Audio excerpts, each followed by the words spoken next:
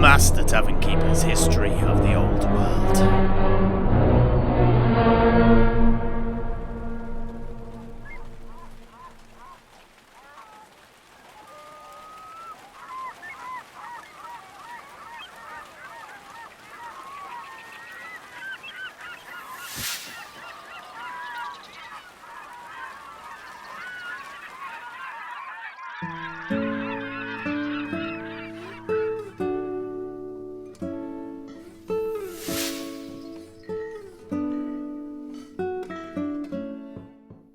Now, just before we headed off into our little tangent about Black Orcs, we were talking about the Dwarf Slayer, Strolvar the Wanderer, when he was in the blasted wastes of the Darklands. We left him having killed off numerous small tribes of the nomadic goblins with his mentor. All this activity, though, in such a quiet locale, had attracted the attention of a nosy mob of Black Orcs. Oh, yeah, that was it. They were in that awful-sounding desert there. And so what happened next? Ah, well, it will be my pleasure to illuminate you, O noble knight. Skeggy, Lustria, 1553.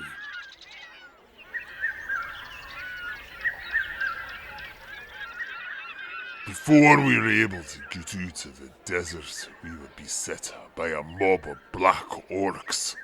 And I know that you know what fierce fighters they are, from what you told me about your uncle's little tussle with them outside of Essen earlier. I have to say though, in that tale, I was most pleased to hear that it was my brother Slayers from Caracadrin that had come to his aid. A toast to the hold.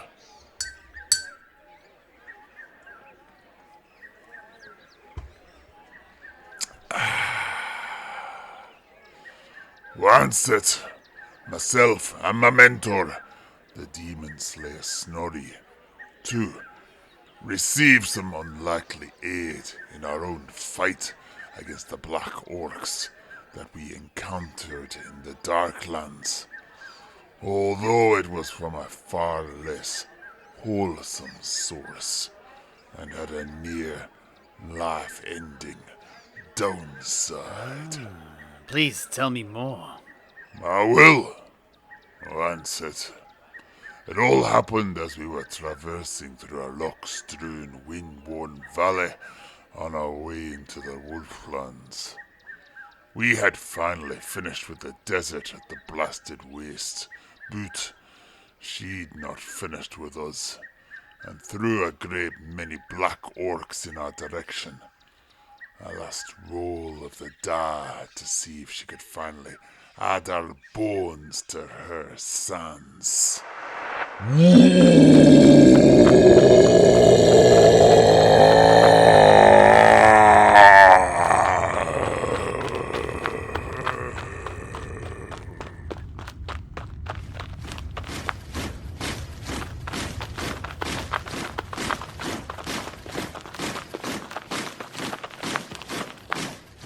About a dozen of them came sliding down the striated sandstone cliffs behind us, whilst the same number again stepped out from the great morass of black thorns that had sprouted in the shade beyond the valley's exit. And these were not your regular Black Orcs. They were bigger and clad in jagged rusty plate. They bore dowie weapons, to which they'd somehow attached sharpened scraps of steel, besmirching the blades, but in no way hampering their lethality. Once it, Snorri could easily fell many a greenskin, and I'd come a long way in a short time too. But I figured we'd met our match this time. Quantity has a quality that sometimes mere quality cannot beat. Snorri shed his belongings and raised his two axes above his head, crossing them in the ancient stance of the Dringi, glowering down the Black Orcs to the fore. I, too, dumped my stuff and held my axe up towards the greenskins that had come upon us at the rear. However, it was naught but the defiant, fatalistic bravery of those facing death that empowered us. For 24 Black Orcs is not an enemy you can expect to walk away from alive. Fortunately for us, though, the number of greenskins we were facing was about to drastically decrease. The fight began, as they oft did, with a loud bellow of rage from Snorri. "Gria! You thraggy Uruk Wazzocks! Come on, have a go if you think you're hard enough." And lo, come they did, drool trailing from their rabid mouths, and their blades wafting about like dogs' tails. They ran, but their charge was cut unceremoniously short.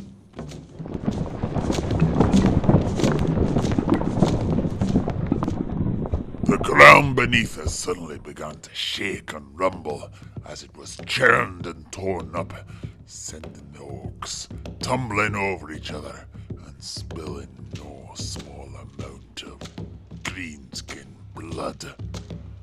But their kerfuffle did not last long, as the rocky surface beneath the boots of the orcs to our fore erupted in a deluge of grit, clay, sucking mud, as well as the foulest smelling slime I've ever had the misfortune of catching a waft of.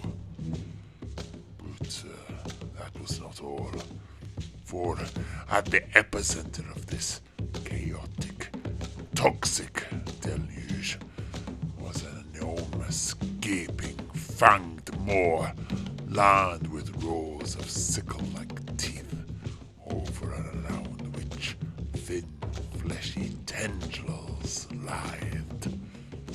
It was attached to the body of a grey, serpentine creature whose girth matched its maw's breadth, and too was covered in slime.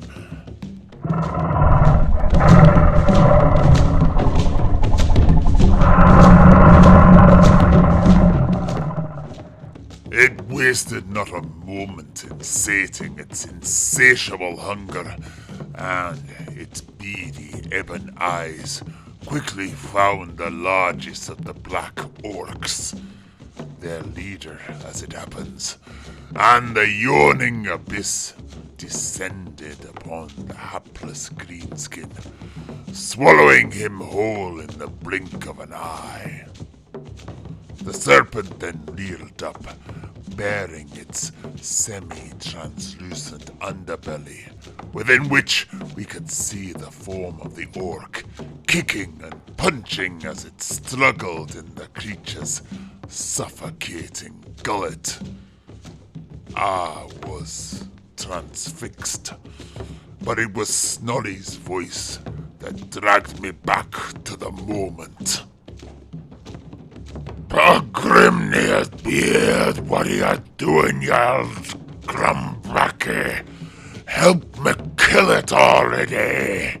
shouted at me as he drove a wedge into the morass of fleeing orcs, hacking off limbs and heads as he went. I then did the same.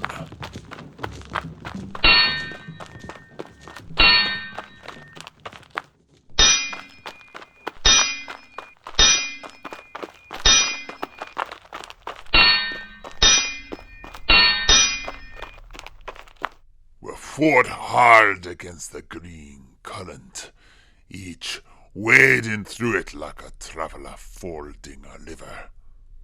The greenskins were oblivious to us in their rout. Many a thread did we cut, killing again and again until all that was left were we two and the serpent. Snorri stopped me outside of its striking range and fixed my gaze on him. Weirdlin, do you know this beast? I shook my head vehemently. It is a Dread Maw, one of the pets of the blood naggers of Kuresh. Avoid its mouth, strike not its slimy hide, unless you want to lose your axe. Instead, slash its belly. And with that, he gestured towards the multi-grey flesh of the beast's underbelly, where I could still see, through its Kelton blue and purple vein-shot skin, beneath the mottled, rotten red sores and festering wounds, the spasming form of the orc war boss. I nodded, and we attacked.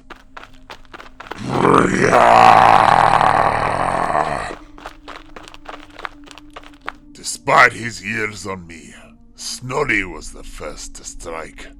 He leapt up and slashed out across its throat with his two axes, and was rewarded with a spray of caustic blood that splashed out onto the rocky ground below, followed by clawing rivulets of blood that poured down the creature's body.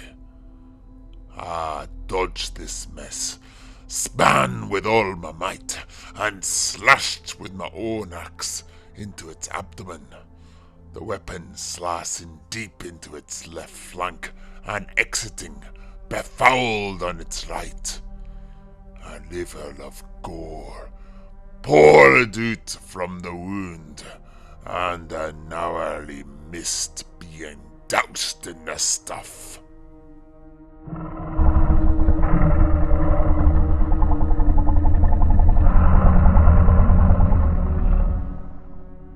We both retreated back beyond striking distance and took a look at our handiwork.